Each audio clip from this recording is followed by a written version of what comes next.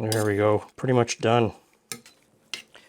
Welcome friends, welcome back to the kitchen. Today we're going to do a recipe that I did for the first time on the channel in 2017, beginning of 2017. So almost 9 years ago, we made this recipe. And I wanted to revisit it today because it's something that I've made over and over and over and over again. And at the time that I put up that first video, cast iron pan, cast iron braiser, bacon fat in to melt in the pan. Not very much, because the first thing we're going to do is fry off some hot Italian sausage. So we're making, and I've got to read it off of the board behind me back there. Chicken Scarpariello. So the first time I made this, 2017, it was all the rage. It was in all the big food magazines. It was in all of the syndicated recipe columns.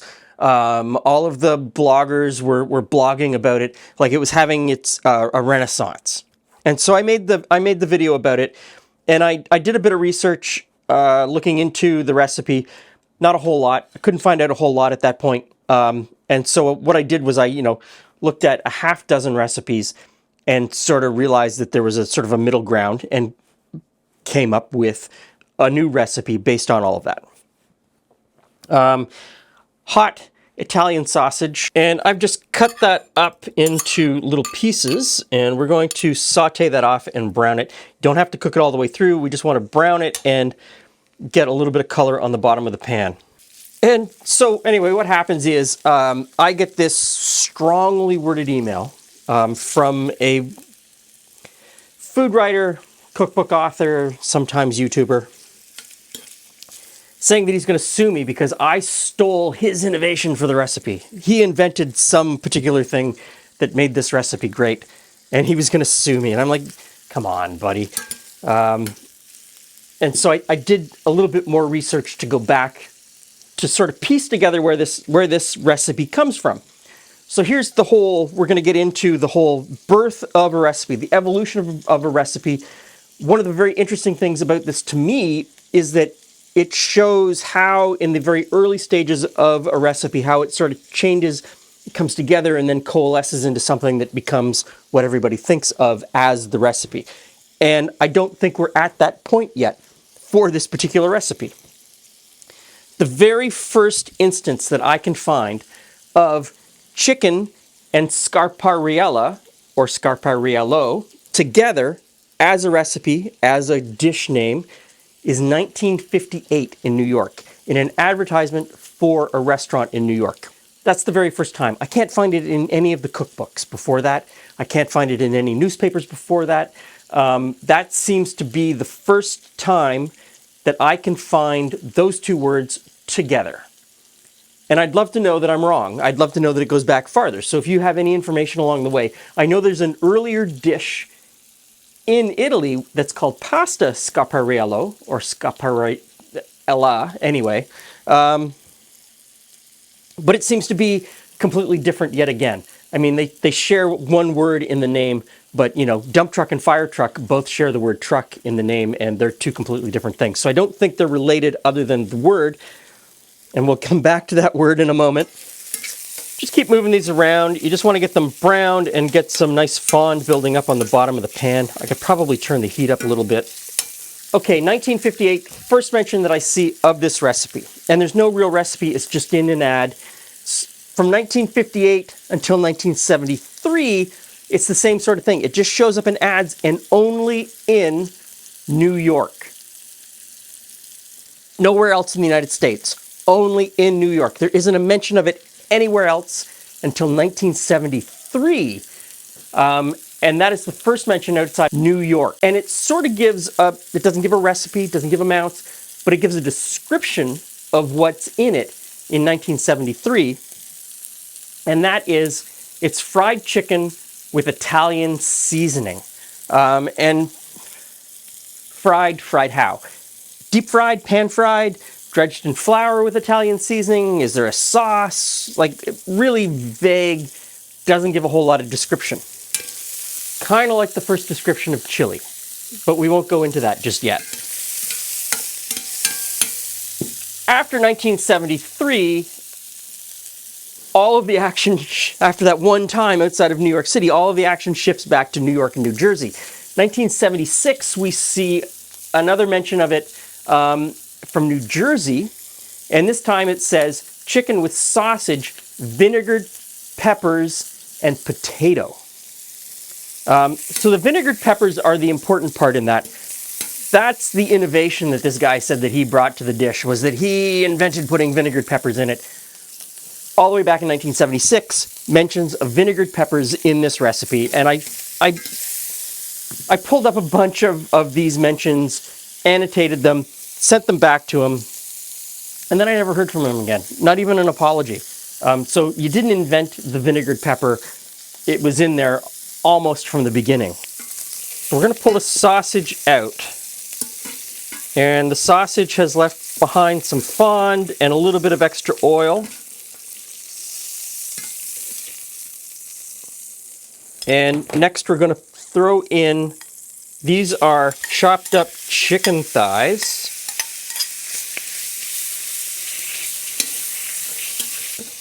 Same sort of deal with the chicken. We just want to mix it around, brown it, saute it off.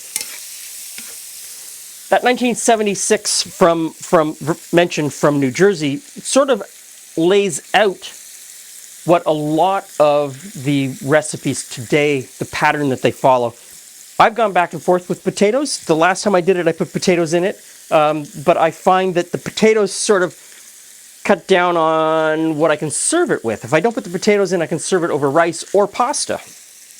So today I'm going to leave the potatoes out.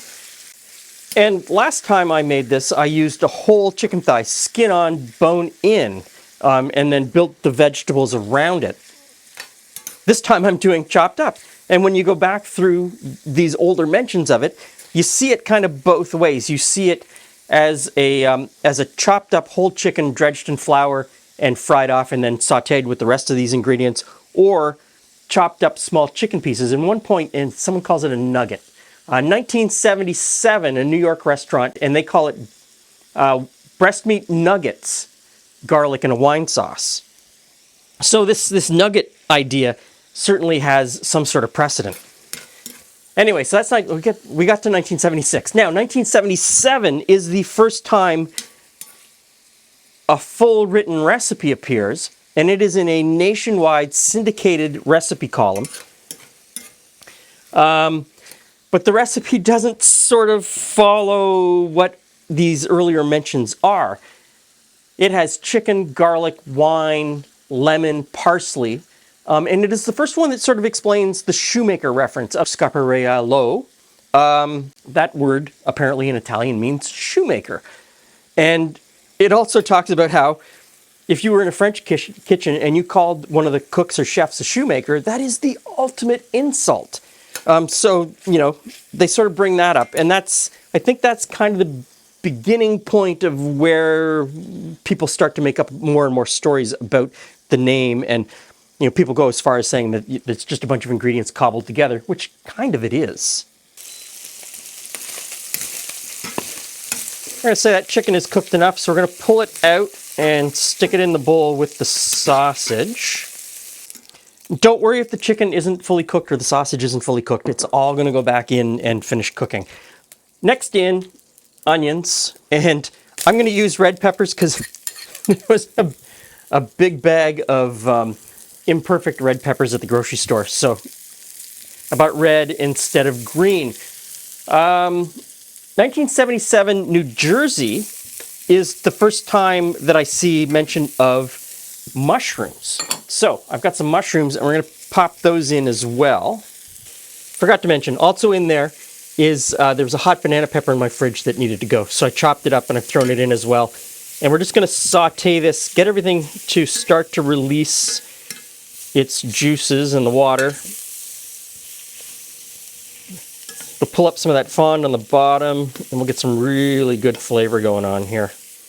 And even though, you know, 1973, we see the first mention of this recipe outside of New York, it really is a New York, New Jersey central recipe. You don't You see mentions of it, sort of outliers until the mid-1980s, but it doesn't really travel that much. Even after the mention in the syndicated recipe column, the rest of the country the rest of the United States anyway, sort of goes dark and is like, whatever, not interested. And you don't see it mentioned at all. It doesn't take off. 1977 in New York, a restaurant gives a pretty good rundown of what they have in theirs. And that's chicken, garlic, oil, mushrooms, peppers, artichokes, and prosciutto. So me using a little bit of bacon fat at the beginning, although bacon and prosciutto, two different things, I know, sort of brings some of that other flavor that you see in some of the mentions of this dish very early on. Then we jump to 1978, shows up in a column in Los Angeles. There's no sausage mentioned. It's just garlic, basil, and pimento. And then, you start jumping back to the 1980s and in a recipe in New Jersey. So the recipe sort of bounces around all over the place. There's sort of a framework that flows in and out, but it's bouncing around all over the place. Always a little bit different everywhere you go. It's a hard one to nail down, and I don't think it's coalesced yet. In here, we're going to add some minced garlic, some chopped up pickled hot peppers, a little bit of pepper, a little bit of salt, some chicken stock, some dried herbs, and that's a whole bunch of all of the usual suspects that you would expect in an Italian-style dish. And I mean, if what you have in your cupboard is one of these jars of seasoning called Italiano, go right ahead, use that. It's easy, it's simple. I don't think there's any right or wrong way with this recipe. It seems pretty open to interpretation. So we're going to use the chicken stock, and we're going to scrape up the fond on the bottom. All that flavor in there. Okay, that'll keep coming up. Back in with the chicken and the sausage and everything that's in the bottom of that bowl. And we'll crack open a bottle of wine here. And we'll glug some of that in. This obviously is a Riesling from the shape of the bottle. It's from Henry of Pelham. They are a great winery in the Niagara region here of Ontario. A white wine. Just use a white wine that you like. Use a white wine that you want to drink with your dinner when you're making it. If you don't cook with wine or alcohol, Verjus would work, definitely, or just make it up with a little bit more of the chicken stock. There's going to be a lot of acid in here because we've put the pickled peppers in, and then we're going to pour in a little bit of the pickled pepper juice. That's going to bring the acidity that the wine is also going to bring. So, I mean, if you don't want to cook with wine, don't use it, and don't worry too much about it. There we go. That's probably enough pickled juice. I probably spilled as much on the counter as I got into the pan. I'm also going to put this in. Pepperoncini picante. Picanti. Not very much. Just a little bit to bring some zip. There's definitely, based on the way that this this recipe has evolved, there's precedent for something like this. So just a little spoonful. So I'm going to stir this up. And then I'm going to turn the heat right down to low. And put the lid on. And I'm just going to let that simmer on low. I've got it set to 2 until Julie gets home from work. She gets home in about an hour. Cutting up the chicken like I did means that it does not need to cook that long. 15 minutes from now, it'll be done, and you could move on to serving it. Cutting up the chicken into really small pieces makes it a quick weeknight meal. Leaving the chicken in larger pieces means that it's a slower, longer braise. I'm going to clean up the mess I've made from frying, and I will see you in about an hour. Here we go. I've got a pot of salted water. I'm bringing that up to a boil, and the chicken and sausage and peppers is looking really good. Oh, it smells amazing too. But look, it's pretty liquidy in the middle. So I'm going to thicken that up. And I'm going to use a beurre manier. So this bowl is a beurre manier. And what that is, it's a French technique. It is equal parts of butter and flour mashed together to give this paste. And what happens is the butter coats the flour, and when you put it in, it doesn't clump together, but it thickens the sauce. It's kind of the back end version of a roux. At the beginning, you would do a roux. In this instance, we didn't know how much we needed to thicken. Although dredging the chicken in flour, as some of the early references refer to, would add some thickening power here, but it still wouldn't be terribly thick. I'm going to put the beurre manier in, and that's about a tablespoon of butter and a tablespoon of flour right there. And just a little whisk. And we'll whisk that in, and as it heats up, it will start to thicken. Okay, so I'm just going to stir that in, and then I'm going to put the lid back on, and I'm going to let that simmer away, and it will thicken up a little bit. It's not going to be thick like a sauce or a gravy, but it is going to be a little bit more viscous. Okay. Lid back on. Okay, in goes the pasta. I'm going to do about 250 grams or so. There we go.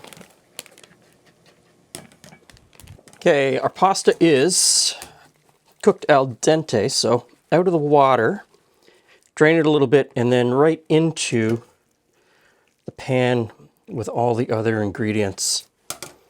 And we'll stir this together and get the pasta all coated and let it cook just the last little bit in with the sauce.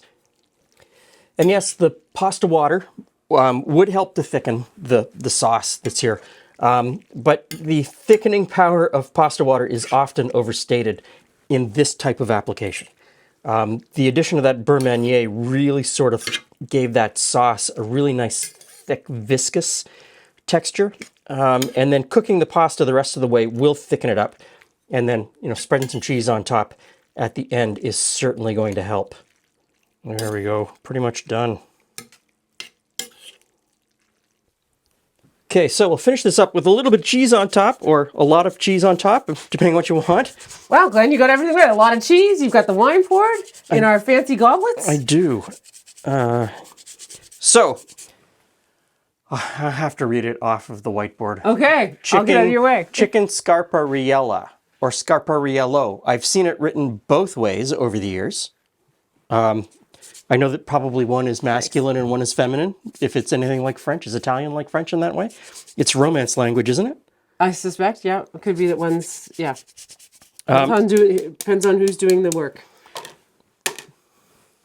Ta-da! All right.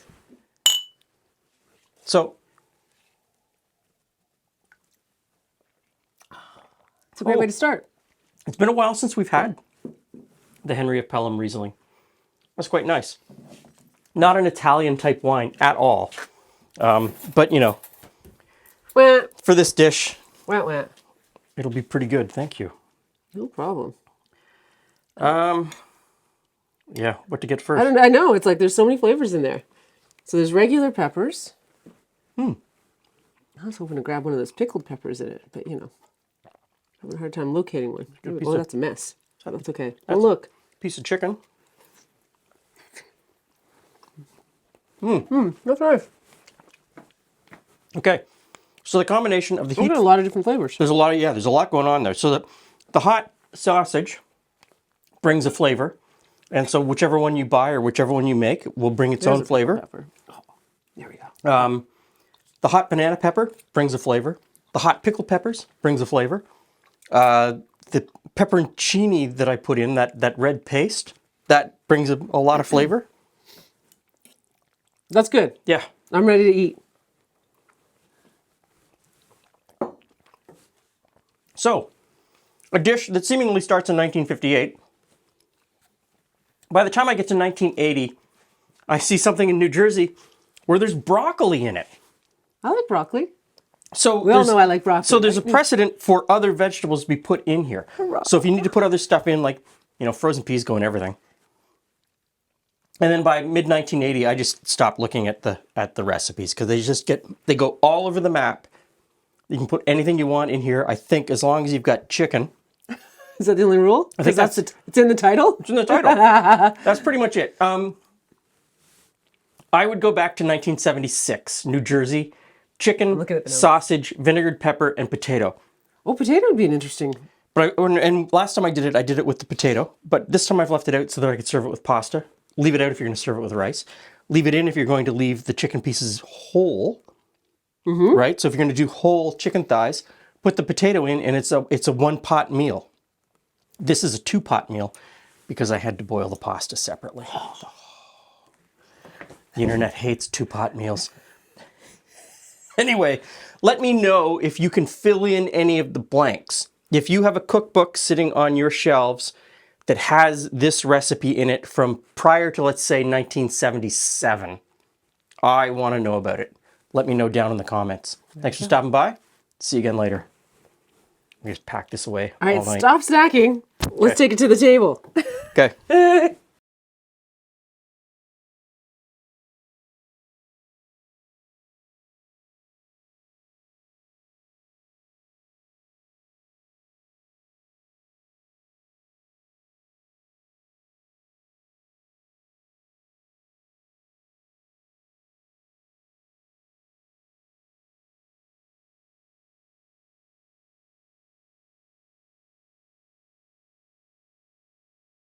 Thank you, Julie.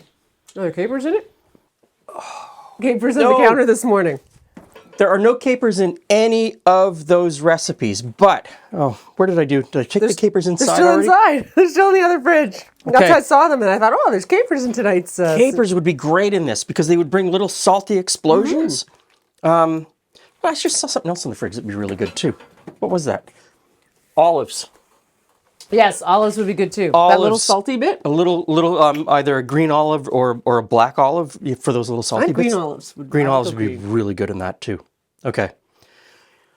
Well, there's another version for you to try. I can't believe...